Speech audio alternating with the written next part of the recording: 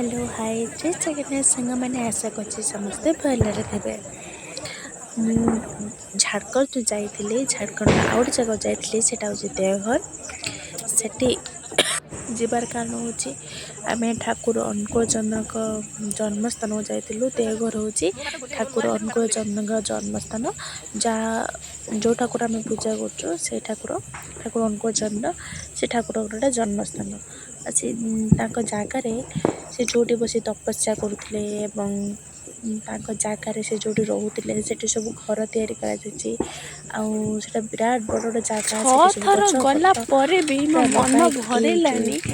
ଆହୁରି ଯୋଉ ଆସିଲି ଆହୁରି ମନ ହେଲା ପୁଣି ସେଦିନ ଗଲି। ମାନେ ଏତେ ସୁନ୍ଦର ସେ ଜାଗାଟା ହେଇଛି ଦେଖନ୍ତୁ।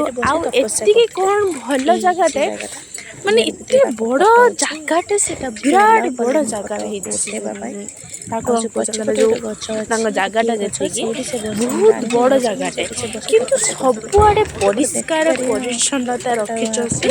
ଆଉ ଲୋକ ବି ବହୁତ ଅଛନ୍ତି ତାକୁ ପରିଷ୍କାର ପରିଚ୍ଛନ୍ନ ରଖିବା ପାଇଁ। ବହୁତ ସୁନ୍ଦର, ମାନେ ଏତେ ସୁନ୍ଦର ଜାଗା, ଯେତେ ଥର ଗଲେ ବି ମୋ ମନ ଭରୁନି। ମାନେ ଏତେ ସୁନ୍ଦର ଜାଗା, ଆଉ ଚାରିଆଡ଼େ ପୁରା ପରିଷ୍କାର ପରିଚ୍ଛନ୍ନତା।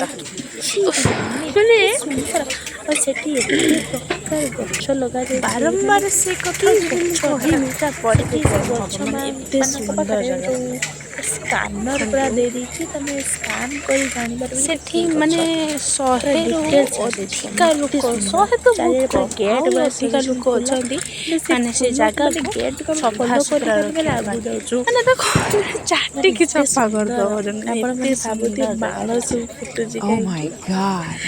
ମାନେ କି ବାଣ ରିଏଲି ଫୁଟୁଛି ମାନେ ସେ ପୁରା ମାନେ ଏଡ଼ିଟ୍ କଲା ଟାଇମ୍ର ଯେଉଁ ବାଣ ଚାରିଆଡ଼େ ଫୁଟୁଥିଲା, ସେଇଟା ସେ ଏଡ଼ିଟ୍ ଭିତରେ ଚାରିଆଡ଼େ ପୁରା ଚାଲିଯାଇଛି। ମାଇଣ୍ଡ ସବୁଜମୟ କିଛି ପୁରା କରିବେନି।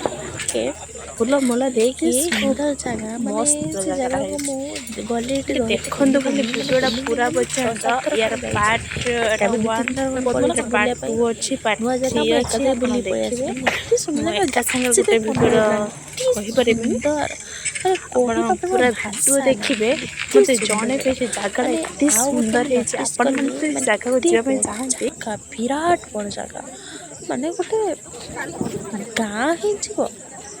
ମାନେ ଏତେ ବଡ଼ ଜାଗା, ମାନେ କିନ୍ତୁ ସେଠି ଗୋଟେ ଅଳିଆ ଆପଣ ପାଇବେନି। ପୁରା ପରିଷ୍କାର, ଚାରିଆଡ଼େ ପୁରା ପରିଷ୍କାର ପରିଚ୍ଛନ୍ନ ରଖିଛନ୍ତି ସେମାନେ ପୁରା।